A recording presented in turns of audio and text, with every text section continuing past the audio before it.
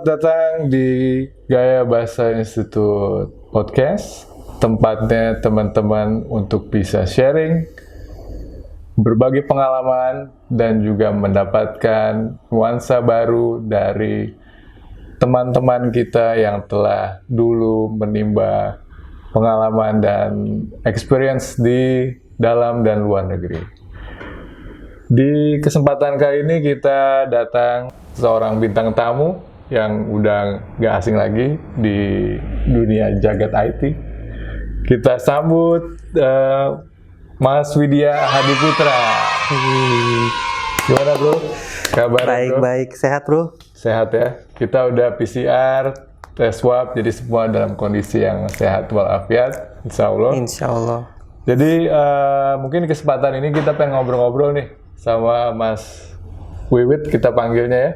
Ini sahabat lama, sekolah bareng, ngerantau di Jerman sama-sama, dan juga sampai sekarang juga masih aktif di Jerman, dan kebetulan di Jakarta ya kita ambil waktunya buat sharing nih ke teman-teman. Bisa. Gimana bro? Cerita sedikit dong. Bro Widya ini apa kegiatannya dan sekarang ini lagi ngapain sih? Oke, ya pakai aku atau gue nih? Bebas. Oke lah, gue aja ya biar lebih akrab. Ya gue di Jerman sekarang lagi kerja. Kebetulan kerja di bidang IT. Jadi dulu kita kan SMA bareng ya. Selalu SMA kuliah di sana, terus sekarang lanjut kerja di sini di Jerman. Gitu. Kok bisa tertarik ke Jerman tuh? Nah, jadi awalnya tuh sebenarnya lebih ke tipu mungkin ya. Jadi lu kan waktu di SMA biasalah ada agen yang nawarin untuk kuliah di Jerman segala macam. Ya dulu kita SMA mikirnya, wah kuliah di Jerman nih, luar negeri seru kan segala macam. Dan si agen juga bilang waktu itu tuh kuliah di Jerman tuh gampang, bahasa Jermannya tuh lebih gampang daripada bahasa Inggris, karena kan apa yang ditulis sama kayak apa yang dibaca kalau bahasa Jerman tuh. Nah, emang bener gitu, tapi pada kenyataannya bahasa Jerman tetap lebih susah daripada bahasa Inggris gitu. Jadi awalnya kita banyak ketertarikan yang maksudnya dikira Jerman tuh enak gitu. Ternyata ketika udah sampai sana mungkin agak berbeda dengan ekspektasi yang awal waktu kita awal sebelum berangkat gitu ya. Ternyata yang kayak tadi gue bilang bahasa Jerman tuh nggak segampang yang dikira gitu. Terus juga kan mereka juga bilang di Jerman tuh kita bisa kerja sambil kuliah, jadi kita bisa istilahnya sambil kuliah bisa sambil kerja juga dapat penghasilan. Kenyataannya memang benar, tetapi pada prakteknya terkadang ketika kita kerja itu kita jadi nggak fokus dengan kuliahnya gitu loh. Jadi banyak orang yang kerja di sana akhirnya mereka kuliahnya malah berantakan gitu loh. Walaupun nggak semua gitu, ada banyak juga yang kerja tapi bisa selesai juga kuliahnya kayak gitu. Sebenarnya itu tergantung pintar-pintarnya kita sih gitu ya. Pada intinya sih ekspektasi nggak sesuai dengan kenyataan gitu loh. Kuliah di Jerman itu bisa dibilang berat. Satu hal yang bisa gue sharing, mungkin banyak juga teman kita yang mungkin ngerasain yang kuliah di sana itu jarang yang lulus tepat waktu, Pak. Okay. Jadi hampir sebagian besar itu justru malah nggak tepat waktu. Justru kita yang tepat waktu itu nggak normal, Pak, kalau di sana. Dan itu sesuatu yang udah harus di plan dari awal ketika kita mau kuliah di Jerman ya. Karena itu dia, pasti kita lulusnya lebih lama dibandingkan orang yang kuliah di Indonesia.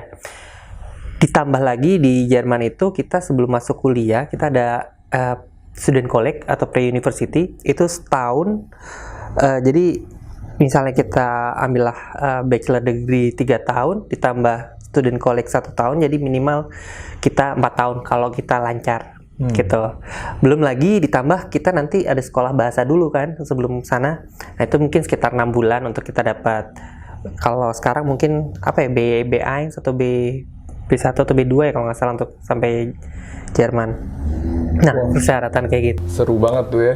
Jadi udah tadi cerita mengenai gimana awalnya ke Jerman, terus abis itu prosesnya ya secara umum ya. Terus tadi kan cerita sedikit tuh, itu bahasa Jerman itu lebih mudah dibandingkan bahasa Inggris. Itu Iya. gimana tuh? Dia bilang bahasa Jerman itu lebih mudah dibanding bahasa Inggris karena apa yang ditulis itu sama kayak apa yang dibaca. Sedangkan bahasa Inggris kan apa yang ditulis sama yang dibaca kan beda ya.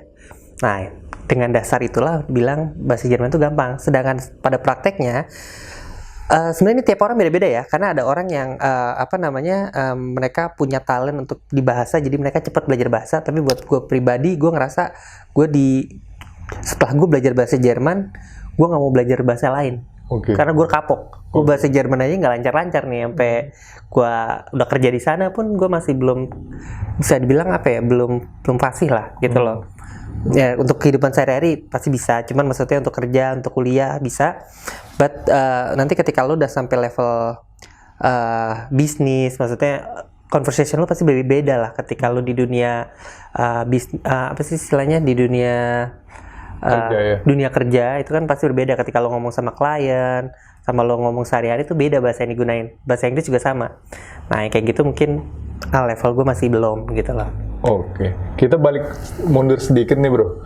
Jadi pas lo awal-awal mutusin ke Jerman, itu udah kebayang belum sih Jerman tuh kayak gimana sih gitu? Ini kan banyak teman-teman mungkin yang nonton, pengen juga nih, wah kayaknya pengen juga mungkin melanjutkan studinya ke Jerman, terus abis itu mau mungkin kerja di sana. Nah pas awal-awal gimana tuh bro? Lo ngebayangin Jerman tuh wah kayak Jakarta atau gimana? Dulu gue ya akhirnya memutuskan untuk ke Jerman. Sebenarnya gue nggak ada bayang, gue cuma tahu wah luar negeri nih keren kayaknya gitu kan. Namanya lu belum pernah ke luar negeri ya, waktu itu mungkin waktu kecil pernah lah ke Singapura, cuman untuk ke Eropa gitu kayaknya sesuatu yang keren gitu kan. Apalagi kalau lu belum ada bayangan. Paling dulu gue ngeliatnya di situ. Dan kenapa akhirnya waktu itu gue mutusin Jerman juga karena setelah compare dengan negara-negara yang lain, itu Jerman tuh gratis bro kuliahnya. Kuliahnya gratis. Kuliahnya gratis. Itu yang mungkin jadi nilai tambah sendiri ketika lo untuk kuliah di Jerman gitu loh. Jadi jadi bisa dibilang juga kuliah di Jerman tuh bukan buat orang kaya aja gitu loh. Jadi banyak orang yang mungkin secara ekonomi masih bukan nggak kaya banget, tapi maksudnya masih bisa kesana gitu loh. Karena mereka juga masih tetap bisa kerja. Jadi kita istilahnya di sana tuh nanti cuman bayar biaya hidup aja gitu loh. Nah biaya hidup sebenarnya variasi tiap kota. Ada yang murah, ada juga yang mahal. Kalau misalnya di kota-kota seperti Munchen gitu ya, itu biaya hidupnya lumayan mahal. Itu mungkin di atas 1.000 euro per bulan gitu. Cuman kalau misalnya ada beberapa kota yang mungkin semacam Berlin atau di daerah-daerah Niedersachsen kayak Hannover itu murah. Mungkin 700-800 per bulan mungkin juga bisa ya, apalagi kalau misalnya kita masak sendiri segala semuanya itu bisa lebih murah bisa gitu lebih loh. murah, ya. Kadang kalau gue compare kuliah lu di Jerman sama Jakarta itu bisa dibilang nggak beda jauh sih gitu loh. Karena kita di Jakarta tuh murah karena kita masih tinggal sama orang tua kebanyakan. Tapi anggaplah ketika lu tinggalnya di apartemen, compare di sana kurang lebih nggak beda jauh, karena harga apartemen di Jerman sama di Jakarta menurut gua nggak beda jauh gitu loh. Di Jakarta ada yang murah, ada yang mahal gitu kan. Nah, ya kalau biaya hidup paling makan sih lebih murah. Itu bisa lebih murah. Cuman kalau lu masak di sana juga menurut gua nggak terlalu mahal lah. Gitu. Jadi bisa gua simpulin kuliah di Jerman tuh bisa dibilang terjangkau. Terus bisa siapa aja mungkin bisa dapat beasiswa juga. Kalau untuk beasiswa itu, kalau untuk S1 gue masih jarang denger ya. Tapi kalau misalnya lu nanti udah S2, apalagi lu nanti programnya doktoran kayak gitu-gitu, biasanya banyak. Ada program di AAD setahu gue, ada program apalagi ada satu lagi tuh ya biasanya yang untuk dokter-dokter gitu tuh biasanya banyak yang dari pemerintah. Tapi bisa terjangkau lah ya. Ya, karena sebenarnya kalau misalnya kita beasiswa pun sebenarnya kan beasiswa untuk biaya hidup. Kalau kuliahnya sendiri kita di sana gratis. Jadi gratis, ya? Gitu. Nah, pas lu mendarat di sana tuh di kota apa tuh? Gua pertama kali waktu itu kita mendarat, flightnya itu kita dari Amsterdam waktu itu ya. Mendarat dari Amsterdam. Ya. Cuman waktu itu kota pertama gua di Jerman tinggal itu di Kassel. Kassel tuh di mana tuh bro? Kassel itu di Jerman Tengah. Jerman Dia Tengah. sekitar 2 jam dari Frankfurt lah. Oke, 2 jam dari Frankfurt. Kotanya bagus ya, indah gitu ya. Bagus, bagus. Bagus ya. Oke, terus di sana lu berapa lama ngabisin waktu dan ngapain aja tuh? Nah, waktu itu kenapa banyak orang yang seangkatan gue merasa tertipu waktu itu dengan agen. Jadi masalahnya waktu itu adalah ketika gue nyampe sana, itu tuh kita berharap kita udah dapat apa sih namanya? Culasung tuh surat masuk untuk ujian ya. Kita udah ada untuk ujian, tetapi kita nggak dapat sama sekali bro. Jadi kita dapetnya tolakan. Jadi kita harus nunggu 6 bulan. Kita harus nunggu 6 bulan untuk kita bisa dapat ini lagi. Untuk apply lagi. Kita apply semua sendiri. Jadi kita ngerasa kebuang waktu 6 bulan. Gitu. Dan dari situ juga banyak teman-teman gua yang akhirnya nggak memutuskan untuk lanjut kuliah studi di Jerman. Karena mereka udah pesimis duluan dan akhirnya mereka balik. Oh gitu ya. Gitu. Karena mungkin pas di Jakartanya tuh atau di Indonesianya informasinya belum digali lebih dalam tuh bro ya. Iya, karena juga mungkin kita masih nggak terlalu banyak gambaran lah ya. Jadi katanya mungkin waktu itu pede karena kita berangkat bareng-bareng. Ya udah akhirnya kita nggak tahu yang di sana gimana, kan kita ada agen gitu. Kita berharap waktu itu juga kita masih kecil lah ya, masih tahu apa lah atau nggak tahu banyak. Kita nggak tahu kehidupan di Jerman juga, kita nggak paham. Kalaupun kita waktu itu juga Google belum sekarang kan. Kita sekarang kalau sekarang kan apa-apa kita bisa semua sendiri kan. Dan cuman kalau dulu tuh orang masih jarang lah searching kayak gitu, dan informasi juga belum sebanyak sekarang. Gitu. Oke. Terus habis dari Kassel kemana lagi tuh jalannya dulu? Setelah dari Kassel itu akhirnya gue dapat, setelah 6 bulan gue dapat beberapa pilihan untuk pre-university. Tempat tes pertama gue adalah di Gießen waktu itu. Gießen tuh itu lebih dekat dari Frankfurt lagi. Dia itu cuma 45 menit dari Frankfurt. 45 menit dari Frankfurt. 45 menit dari Frankfurt, dan akhirnya gue tes di sana, diterima dan gue ambil. Karena walaupun gue waktu itu dapat banyak pilihan beberapa tes gitu ya. Cuman kan ongkos untuk ke kota lain tuh kan juga ada kosnya kan. Waktu itu kita belum kerja segala macam, jadi ya udahlah apa yang dapat ambil aja gitu. Ya. Iya. Terus di Gießen lo dapet di situ jurusannya apa tuh bro? Nah jadi kan ketika lo pre-university lo tuh belum benar-benar ada jurusan. Jadi lo cuma ada beberapa pilihan. Lo pengen ambil T untuk teknik. M itu lebih kayak kedokteran atau medicine. Terus ada juga G kurs, G itu untuk yang bidang lebih ke seni. Satu lagi W itu yang ke arah ekonomi. Jadi ketika lo pre-university lo pilihannya antara itu. Ketika lo nanti jurusannya lo pengen ngambil misalnya informatik gitu ya. Informatik kan teknik ya. Nah makanya lo ngambilnya yang T kurs, yang T. Tapi ketika lo pengen ngambil kedokteran, nanti lo ambilnya yang M. Karena itu emang nanti jadi ya? Benar. Jadi ketika lo nanti udah ngambil yang M, lo nggak bisa lagi ngambil yang T. Yang misalnya lo ngambil informatik nggak bisa karena lo basicnya M. Gitu. Nah itu harus ditentuin pas awal. Lo pengen ngambil kuliah apa, nanti lo pas student college-nya nyesuaiin. Gitu. Karena nyebrang itu nggak gampang di Jerman atau susah. Gitu. Bahkan bisa bilang nggak bisa. Betul. Nah itu lo ngabisin kurang lebih tadi lo bilang hampir setahun lebih ya? Itu setahun pre-university. Gitu. Setelah itu lo masuk kan kampus tuh bro? Masuk kampus ya. Masuk kampus di mana tuh kampusnya? Kampusnya gue lanjut langsung di kota yang sama. Jadi biasanya kalau di Jerman itu kampus sama nama kota nggak beda jauh. Jadi misalnya Berlin nanti namanya TU Berlin misalnya, atau misalnya Frankfurt FH Frankfurt misalnya. Nah kalau gue di Gießen dulu namanya masih FH Gießen, cuman sekarang dia udah ganti nama karena kerjasama 2 kota berbarengan. Jadi ada misalnya dulu Gießen Friedberg kan namanya. Dirubah namanya jadi Technische Hochschule Mittelhessen sekarang, THM. THM ya? THM. Dan itu lo ngambil jurusan? Itu gue ngambil jurusan IT, informatik. IT. Informatik, ya. Nah ini buat temen-temen nih yang suka dengan digital nih, IT cocok banget nih.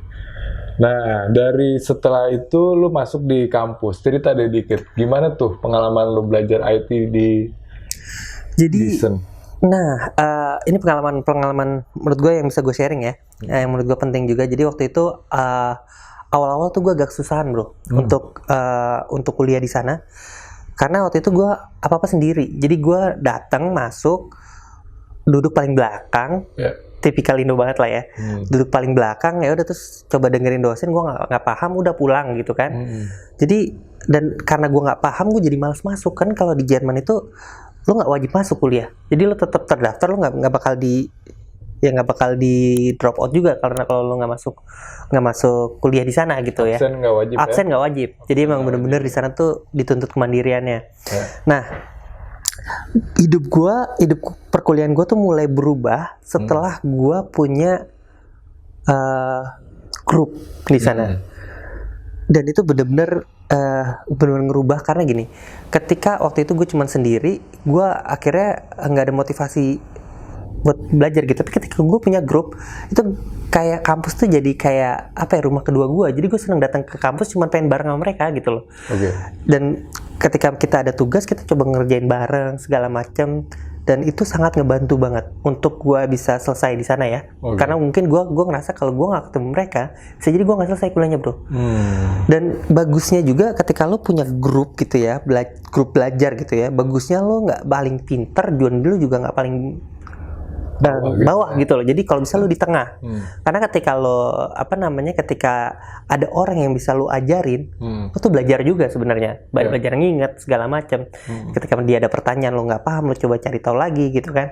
Tapi ketika dan ya lo butuh juga orang yang lebih pintar dari lo. Jadi ketika lo ada yang lo pengen tanya, jadi lo dapat masukan juga gitu.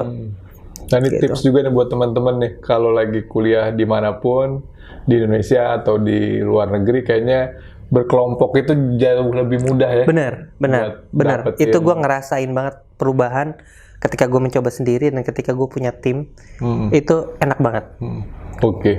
Bisa cerita sedikit nggak bro? Ada nggak sih momen-momen lu tuh ngerasa, kan karena lu jauh dari rumah nih, jauh dari Indonesia gitu, lu ngerasa terkendala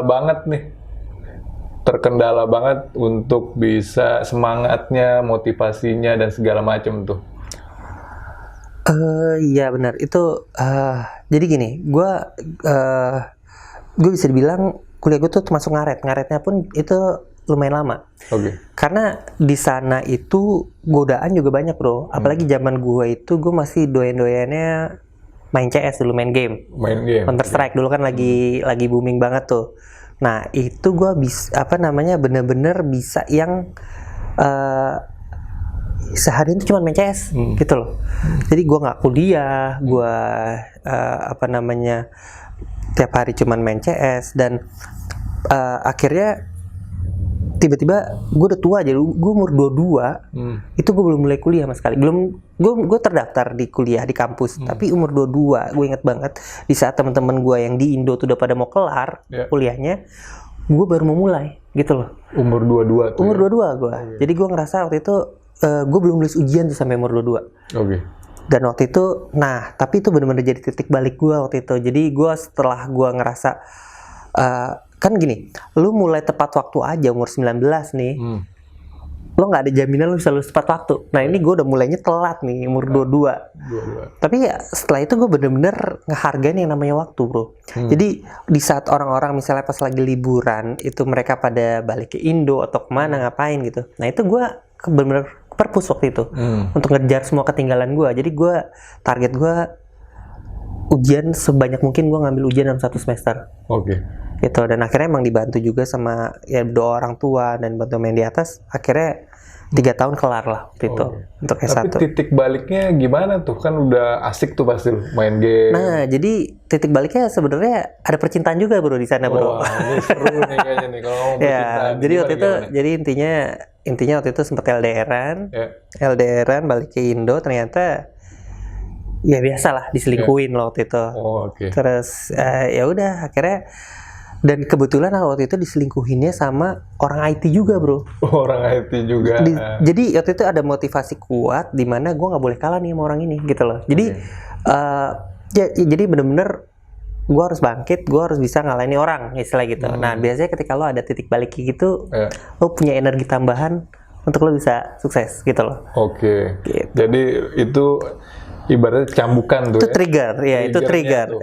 Karena waktu itu dulu gue ngerasa, oh ini ada cewek yang mau nerima gue padanya, gue belum lulus kuliah, belum Iya. apa, tapi dia mau nerima padanya, ternyata nggak ada yang kayak begitu, nggak ada. Jadi gue rasa pasti setiap orang pengen yang terbaik lah, gitu loh. Ketika lo nggak bisa ngasih yang terbaik buat seorang, lo akan dapet yang terbaik, gitu loh. Betul. Gitu. Dan itu yang ngebuat lo jadi oke nih gue mau buktiin nih. Iya, jadi intinya gue waktu itu cambuk diri gue sendiri, gue harus jadi yang terbaik gitu loh. Karena ya gue punya pikiran waktu itu ketika gue bisa jadi yang terbaik, insya Allah semua bisa ngikutin gitu. Oke, balik lagi nih bro.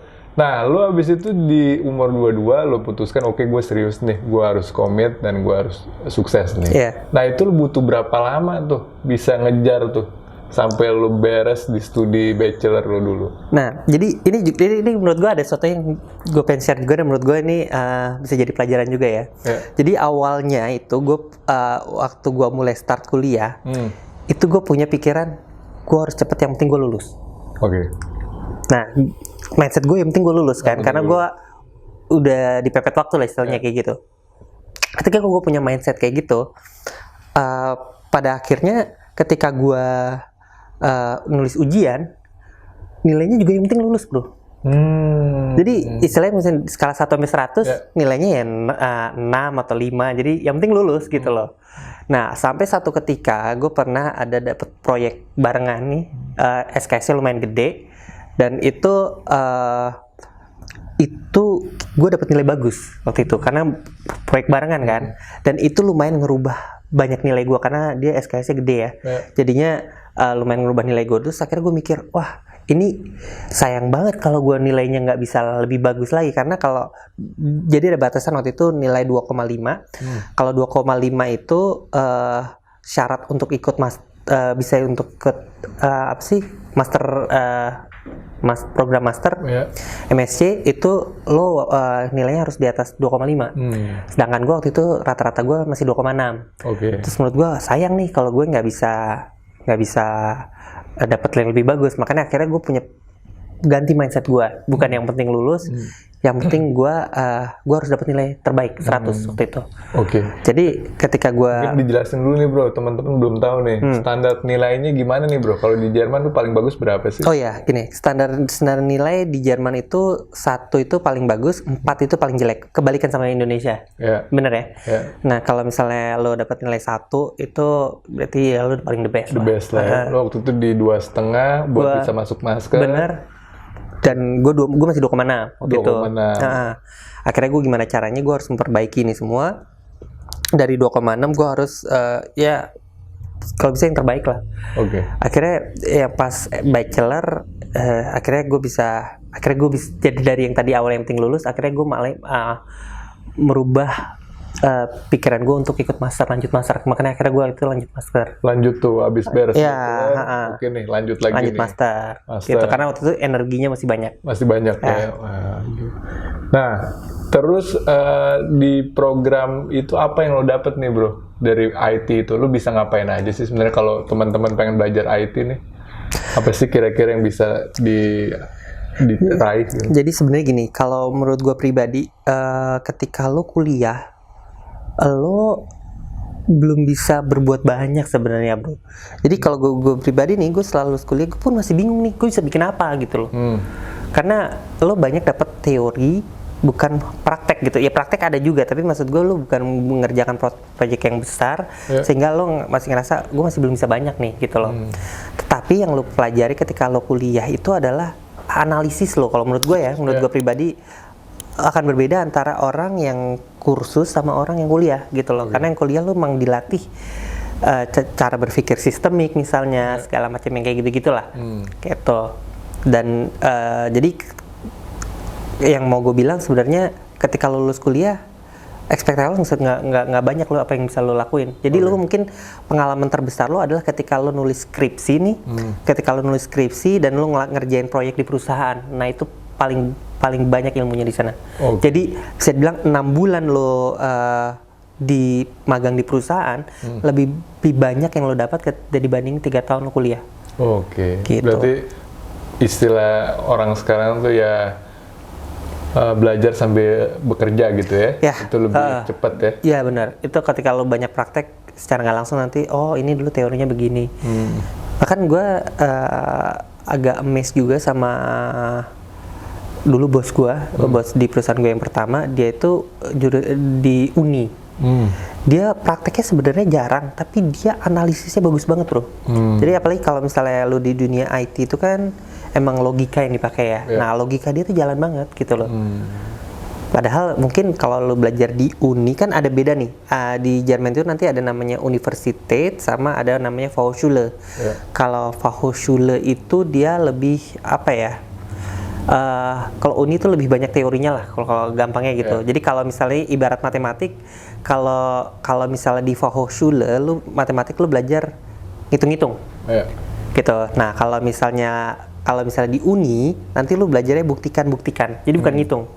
Jadi lebih banyak buktikan, jadi memang benar-benar dilatih gimana caranya ya membuktikan lah. Misalnya kalau lo SMA kan ada sin, cos, tambah-tambahan itu kan hitungan. Nanti kalau ada juga soal yang buktikan. Nah Uni itu modelnya seperti itu. Gitu. Secara teori Uni lebih banyak gitu. Cuman lulusan Uni itu lebih berat biasanya. Lebih berat ya? Lebih berat kalau menurut gua pribadi. Oke. Dan Gitu. tingkat kesulitan itu mempengaruhi kerjanya profesinya dia bro? Apa gimana bro? Misalnya kalau dari Uni dia rata-rata nanti kerjanya di kampus, ngeriset. Kalau dari Eva itu lebih banyak ke perusahaan atau sama aja tuh kalau dunia IT itu? Sebenarnya kalau berdasarkan yang gue lihat ya sebenarnya memang kalau misalnya gue menyarankan itu lebih mendingan ke Fachhochschule, kecuali emang lo jurusan-jurusan yang nanti lo pengen melakukan riset sampai doktor. Kenapa gue bilang kayak gitu? Karena pertama di Uni itu lebih sulit ya kalau menurut gue. Jadi sebenarnya kalau lo lebih pengen kerja nanti lo di industri,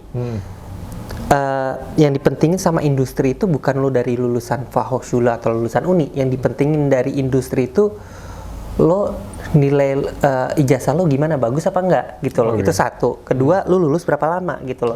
Percuma lo di Uni tapi nilai lo nggak bagus terus atau lo lulusnya lama gitu kan, maksud gue malah mempersulit diri lo sendiri gitu loh. Karena di Jerman itu agak yang gue lihat itu standarisasinya bersama. Jadi mereka nggak ngelihat lo lulusan mana nih gitu. Mereka lebih ngelihat lo nilainya gimana gitu loh. Kalau di Indonesia mungkin kan beda ya, mungkin lulusan universitas negeri atau itu mungkin mereka ada, oh ini lulusan ini, oh ini lulusan luar nih kayak gitu. Nah kalau di sana nggak, dan mereka itu percaya banget sama namanya ijazah. Bahkan ketika gue kerja nih, gue interview jarang dites bro. Jadi cuman interview doang. Jadi yang benar-benar ngetes tuh jarang, karena mereka percaya banget sama ijazah. Kalau di sini kan yang gue tahu kita ada psikotes, ada tes bahasa Inggris, potensi akademik. Nah, kalau di sana cukup dengan wawancara gitu. Itu yang saking mereka percayanya sama ijazah. Kualitasnya gitu loh. Ya. Terus setelah lo lulus tuh program master, lo langsung ke dunia kerja atau gimana tuh ceritanya? Nah, iya waktu itu kebetulan setelah gue lulus master, gue apply kerja, terima, ya udah gue langsung lanjut. Langsungnya lancar tuh? Alhamdulillah lancar. Prosesnya ya? Alhamdulillah. Dan pas sebelum itu memang lo udah punya pengalaman pas lagi kuliah ya? Jadi kalau saran gue juga mungkin agar lo nggak terlalu sulit nyari kerja di sana. Jadi kan pertama ketika lo kuliah nih, lo udah harus punya apa ya, misalnya lu spesialisasinya waktu itu gue spesialisasinya sebagai software engineer nih, dan lu bahasa pemrogramannya udah jelas apa, gitu. Nah nanti jadi lu udah terspesialisasi dan orang Jerman seneng yang kayak gitu, dibandingkan lu apply generik gitu loh. Lu mau misalnya IT, lu jaringan lu apply, terus programmer lu apply, terus itu jadinya lu nggak fokus. Jadi lu kalau bisa lu ada sesuatu yang lu emang kuat di sana dan lu apply di sana itu nggak terlalu susah.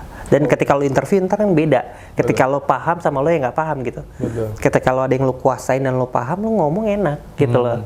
Dan orang Jerman mereka rata-rata dengan lu ketika lu interview dan mereka ngerasa lu paham, rata-rata ya udah mereka suka, mereka terima gitu loh. Jadi mungkin lu bisa nggak kasih tips ke teman-teman berdasarkan pengalaman lo nih dapat kerja di sana, itu gimana nih teman-teman pengen kerja di Jerman bro?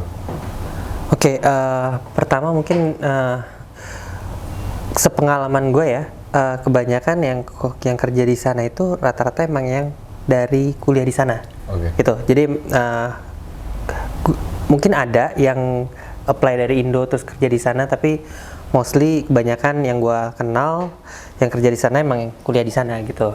Tapi juga bukan artinya yang kuliah di sana bisa dapat kerja di sana juga gitu. Banyak juga yang mereka udah lulus kuliah di sana tapi mereka nggak dapat kerja di sana, itu banyak juga teman gue. Bahkan yang nggak selesai kuliah pun juga banyak gitu. Jadi kalau ditanya tips triknya adalah di sana di Jerman itu beda sama di Indonesia. Berbedanya adalah culture-nya bro. Seperti yang gue bilang tadi, kalau misalnya di Jerman itu lo nggak wajib masuk kuliah. Jadi bener-bener di sana itu dituntut kemandirian lo untuk sukses gitu lo, untuk bisa lulus kuliah, untuk lo bisa lo jadi yang terbaik buat diri lo. Jadi ketika lo nggak masuk kuliah apa segala macam, lo nggak bisa ngatur diri lo sendiri, ya lo nggak bisa survive di sana bro. Jadi memang bener-bener harus diri lo yang mulai gitu loh. Lo mau sukses nggak? Lo mau sukses dalam arti lo mau selesai nggak kuliahnya? Lo mau dapat kerja di sana nggak? Kayak gitu. Jadi lo punya target di sana. Nah ketika lo udah punya target, lo sendiri nih yang memotivasi diri lo, karena kan lo di sana jauh dari keluarga dan di sana semua orang ngurusin diri sendiri. Yang gue bilang tadi, lo nggak wajib masuk kuliah, jadi emang semua tuh lo sendiri gitu loh.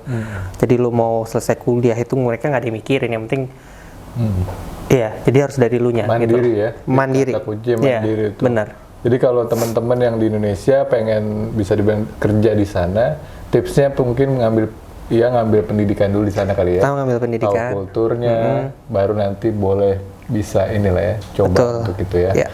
Nah, lu kan pasti di sana sebagai orang Indonesia kan kulturnya sangat berbeda tuh bro, dengan kultur Barat ya. Apalagi fokusnya di Jerman tuh, yang gue tahu juga di sana kan orangnya individualis gitu ya. Lalu gimana tuh bisa adaptasi dan bisa masuk ke pergaulan mereka tuh?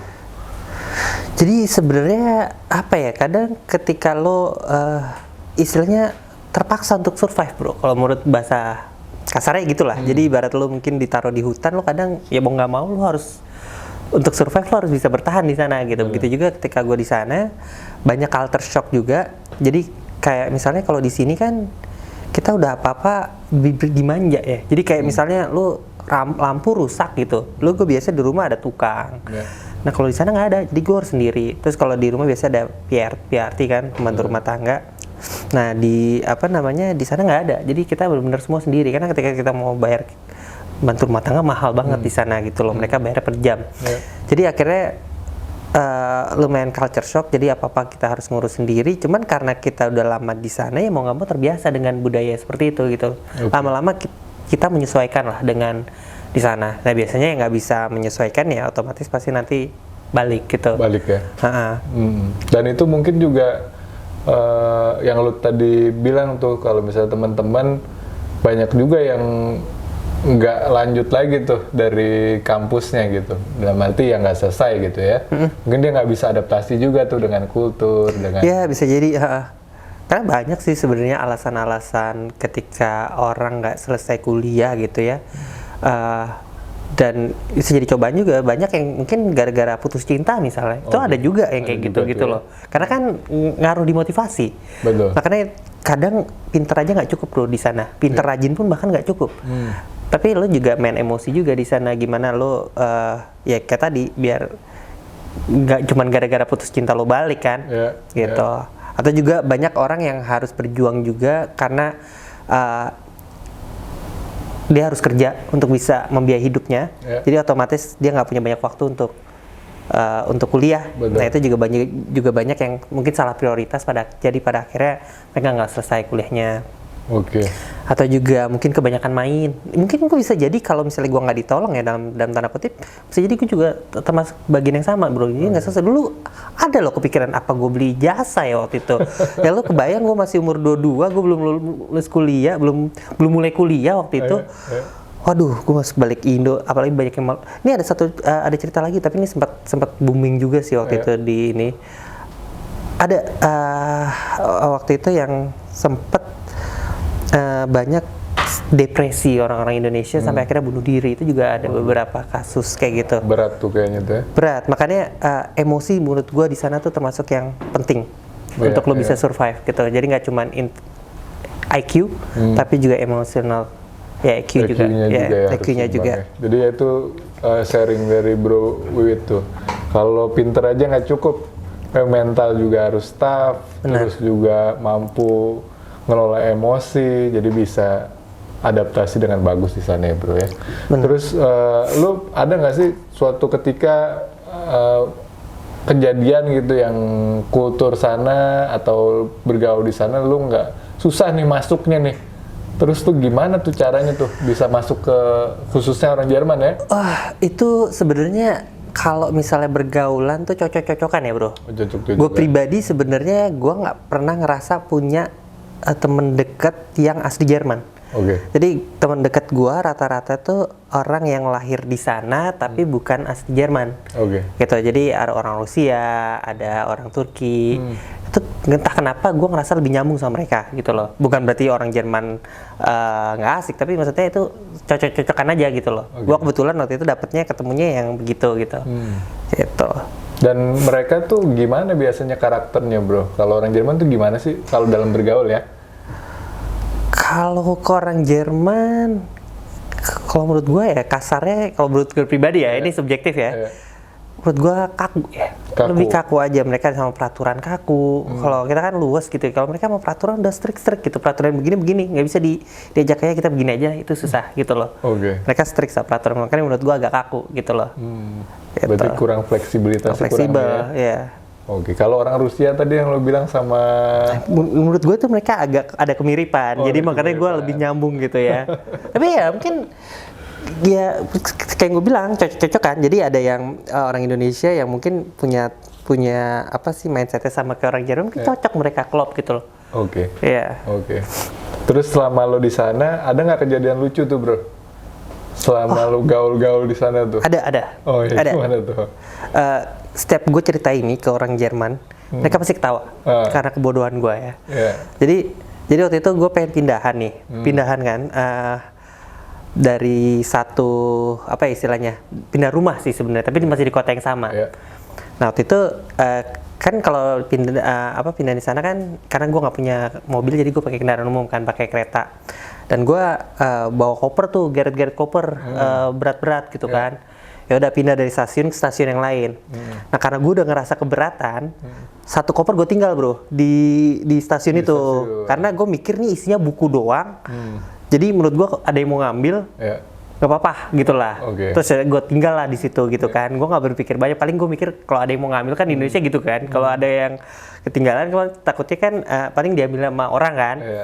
Cuman gue mikir karena cuma buku ya udahlah gitu kan. Terus akhirnya gue lanjutin deh tuh ke rumah gue yang baru. Karena gue capek, gue tidur dulu. Nah setelah 2 atau 3 jaman, gue mau balik lagi nih ke stasiun mau ngambil koper gue yang di sana.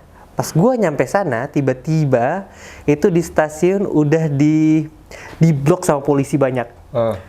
Jadi disangkanya itu bom Bro. Jadi ini beda culture. Jadi di sana kalau misalnya kita ninggalin koper itu orang mikirnya bukan bakal dicuri, tapi itu adalah bom gitu. Gitu.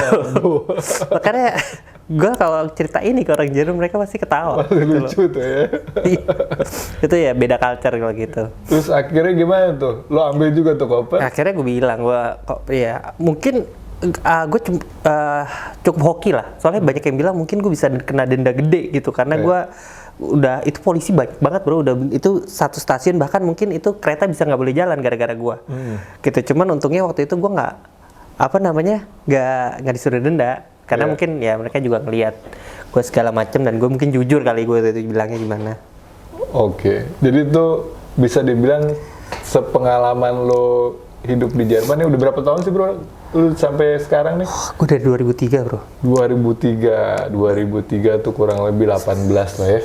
Ya 2002, kalau sekarang 19 tahun ya? 19 tahun di Jerman. Dan lu ada rencana mau balik for good atau lu mau stay di sana? Insya Allah plan sampai sekarang sih pengennya balik lagi ke Indonesia. Balik ke Indonesia ya. Tetap cinta negeri sendiri. Ya. Wes, cinta negeri sendiri. Cuma sekarang lagi aktif di perusahaan IT ya bro ya, Ya. yang ada di Jerman. Iya, sekarang masih aktif di sana. Project-project itu seputar apa aja tuh bro? Proyeknya jadi perusahaan gue itu dia lebih ke bidang digitalisasi, lebih ke arah cloud sih sebenarnya. Oh cloud computing. penyimpanan ya gitu ya? Cloud nggak ya macam-macam, sekarang segala sesuatu bisa dilakukan lewat cloud. Kalau dulu kan ya cloud mikirnya cuma pindah server lah, antara dulu kan kita punya punya data server sendiri. Nah sekarang ini pada pindah ke cloud, tapi sekarang servisnya di cloud tuh banyak. Ada artificial intelligence bisa dilakuin lewat cloud, blockchain bisa lewat cloud, VR bisa lewat cloud, semuanya bisa pakai cloud. Kan jadi mereka udah nyediain servisnya, gitu loh. Jadi kita tinggal mengembangkan aja dari servisnya. Keren banget Gitu. ya. Mungkin nih kalau gua lanjutin bisa lebih panjang lagi, tapi kita ada di sesi berikutnya. Stay tune aja, nanti kita adakan lagi sama Bro Wit juga. Terus kalau teman-teman mau nanya nih seputar misalnya kuliah ke Jerman atau bekerja di bidang IT di Jerman, bisa ngubungin lo via apa nih bro? Bisa lewat IG. IG di mana tuh alamatnya bro? Di sini nih. Di sini ya? Di sini ya. Siap. Terus nanti bisa kontak langsung lah ya? Siap. Bisa DM terus. Oke, mungkin ada saran atau tips atau komen yang mau disampaikan nih ke teman-teman? Kayaknya tadi udah banyak ya yang gue sharing, tapi kalau misalnya nanti ada masih ada yang pengen ditanyain, langsung aja bisa kontak Bro Brian atau lewat IG tadi yang gue bilang. Siap. Gue thank you banget nih Gaya Bahasa Yesus. Makasih banget udah sharing di pengalaman dan sukses selalu bro. Sama-sama bro. Dan nanti teman-teman juga ikutin kisah-kisah selanjutnya orang-orang inspiratif nih kayak Bro Wit. Amin. Kita bangun generasi Indonesia jauh lebih baik dibanding generasi sebelumnya. Kita tutup acara ini. Salam sehat. Salam sehat.